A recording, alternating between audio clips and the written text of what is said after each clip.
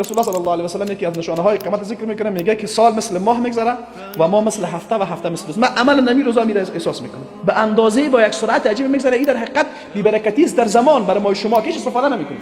یک نفر در یک وقتی برش مثلا تو بس به حساب امروزی بگی 1000 روپیه پیش می بود، خیلی برکت عجیبی داشت. حالا 1000 روپیه برای یک طفل بده باور بکن نمیگیره، همیشه میگه این چیزه همین برکتی است دیگه. و این واقعا عملا از زندگی انسان برکت رفته و انسان های معنوی میفهمن دلیلش چیست. دلیلش خلل در ایمان و تقوا هست. و اگر ایمان ما و تقوای ما درست بوده باشه، همه چیز ما بر اساس وعده که الله تبارک و تعالی داره درست میشه. پس چی باید بکنیم؟ یکی از بهترین اسباب به اصطلاح دور کردن مصیبت ها در زمین زندگی فردی و خانوادگی و اجتماعی است که انسان عموم مصیبت و خلل معنوی را که ایجاد کرده او را جبران بکنه.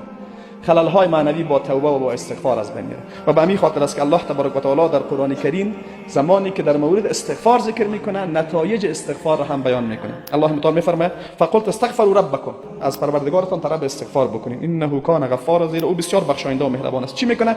یرسل السماء علیکم مدرارا، از آسمان برای شما برکت الله تبارک و تعالی فوران میکنه. و یمددکم باموال و بنین، و الله تبارک و تعالی شما را کمک میکنه با مال حلال، با مالی که برای شما زندگیتان تغییر بده و فرزندان.